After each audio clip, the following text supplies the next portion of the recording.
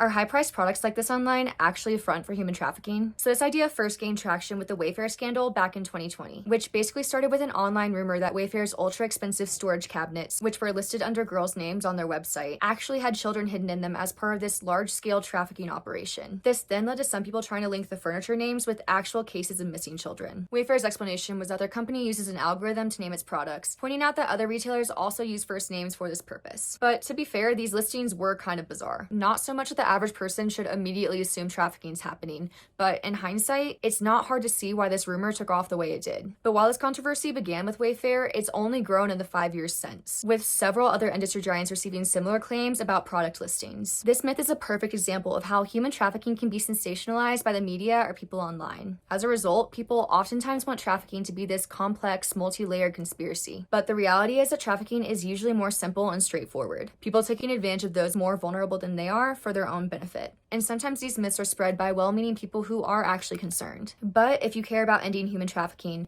you should also care about getting the facts right. Spreading unfounded claims, even unintentionally, can be harmful because it ultimately makes it harder to identify when trafficking is actually happening. This is why learning about the issue from experts instead of just through the grapevine on social media is so crucial. If you want to learn more about trafficking but don't know where to start, we have a completely free online course called Traffic Watch that you can take below if you want to learn more.